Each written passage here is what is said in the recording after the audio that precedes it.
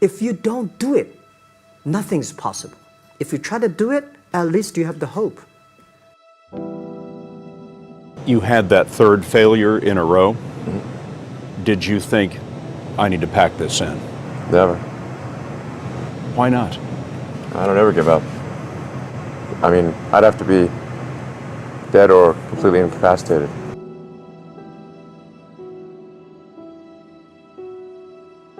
So many things go wrong when you're starting a company, and often I think people ask, what mistakes should you avoid making? And my answer to that question is don't even bother trying to avoid mistakes, because you're going to make tons of mistakes, right? And the important thing is actually learning quickly from whatever mistakes you make and not giving up.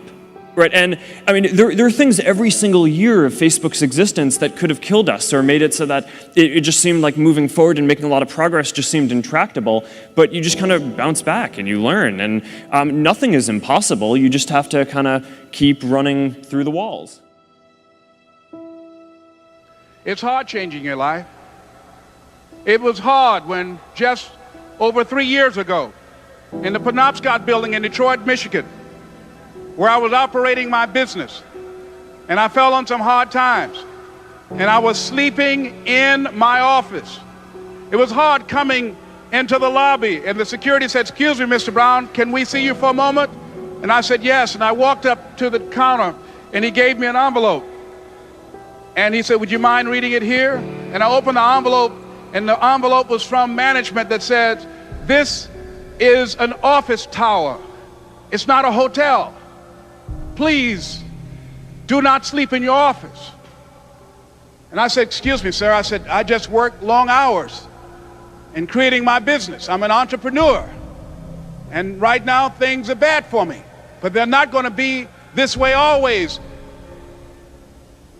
And I just asked for the opportunity to continue to operate like I'm doing. I'm not trying to make this my home." And it was hard coming through the lobby.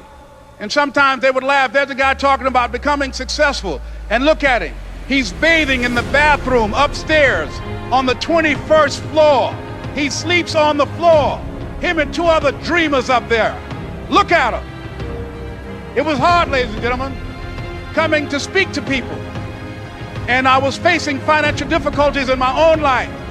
I was behind on my bills and my dreams, and I'm saying to them, you can live your dream. It was hard, ladies and gentlemen.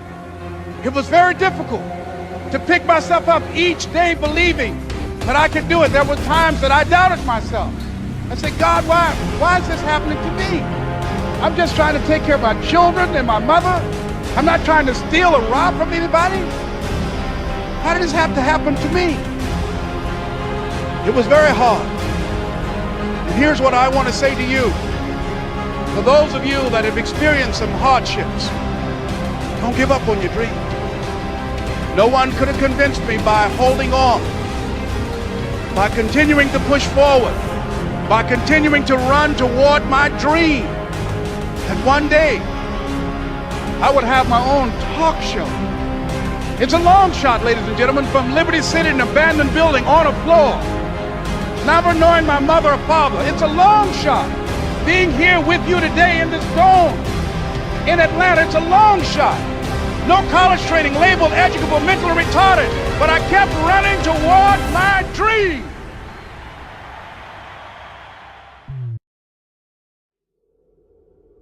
You tried to get into 3 colleges.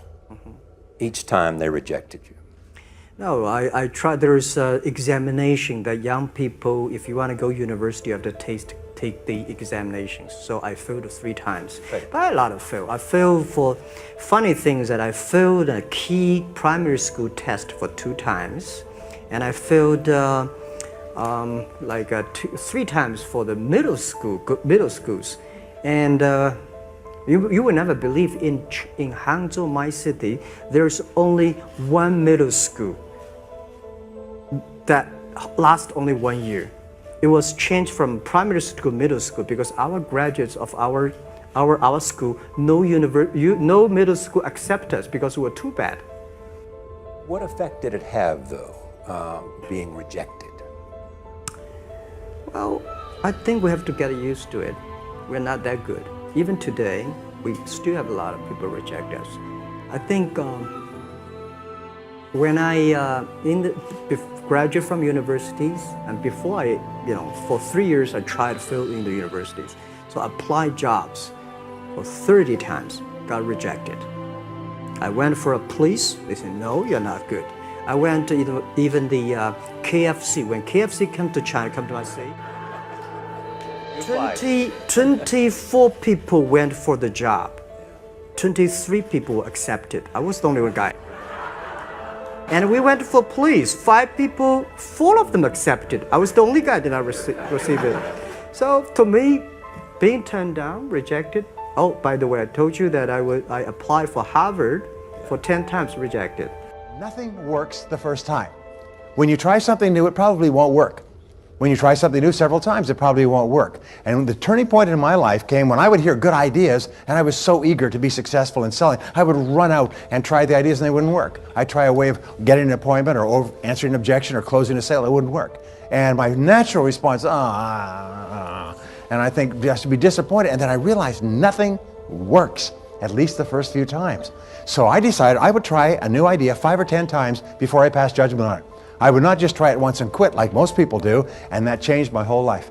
It was a turning point in my life because I realized from then on, if you've got a good idea and you've got a good goal and you want to double your income and improve the quality of your life, and you have to try new things in order to get new results, it's not going to work the first time. So you say, well, that didn't work, try something else and try something else and try something else. Now, if you try, only 2 things can happen. What are they? Succeed or fail. If you succeed, you do more of it. If you fail, you learn from it, get smarter, and try it again. So you cannot lose by taking action. You can only lose by not taking action. Practice faithful persistence. It means never, ever, ever give up. Chicken Soup for the Soul was rejected by 144 publishers. 144 publishers said, we don't want to publish a collection of short stories. The title's stupid, Chicken Soup for the Soul. What does that mean? People don't buy collections of short stories. There's never been, successful chain of doing that. So literally, we spent 14 months trying to find a publisher. And we'd go to New York with our agent, and eventually our agent gave us the book back and said, I can't sell this. So we went to the National Booksellers Association convention down in Anaheim. We went from booth to booth to booth for 3 days. And there were 4,000 publishers represented there. And we go, would you publish our book? Would you publish our book? Would you publish our book? And we got no, no, no, no, no. It was late on the 3rd day that a little publisher from Florida, after we'd gotten over 144 rejections, said, we'll read it. And then they said, we said, well, how many copies do you think we'll sell? After they said, yeah, we'll buy it. A couple weeks later, they said, we'll publish it. And they said, well, maybe 20,000 if we're lucky. And we said, our goal is to sell 1.5 million in a year and a half. Now, have you ever told someone your dream and had them laugh out loud at you? He laughed out loud. Now, if we had given up after 100 publishers had said no, I wouldn't be standing here today. Wouldn't have happened. And so you've got to be willing to persevere. Because we didn't take no. See, when the world says no, you say next. Let's practice that. If I say no, you say yes. Absolutely. There's only 5 or 6 billion people out there you can go and ask, right? There's over 4,000 publishers just here in the state of California. So what we have is this endless possibility, but you have to persevere. It's as if the universe tests our commitment. And so today we have 147 titles in print. We sold over 115 million copies. We're in 47 languages. And over $1 billion worth of Chicken Soup for the Soul books have been sold worldwide. So if you're willing to decide what you want, believe it's possible, consciously envision the future, feel the feelings of what it would feel like if you had achieved this goal, you can have anything, and then you take action, both obvious actions and inspired actions. You can do anything. There is no such thing as failure. Failure is an idea, because success is also a stupid idea. Success and failure is not in the volumes of money flowing into your life. Success and failure is not dependent upon the recognition that you're finding in the world. You're successful with life if you know how to walk with joy through hell. The first and foremost success is that you are not a slave to anybody's idea. Don't become a slave to somebody's idea. At least have your own idea. Every idea, every thought, every emotion, every value that you have is picked up from somewhere and it rules you from within. It rules you from within. Your religion, your society, your culture has trained you to believe that this is it.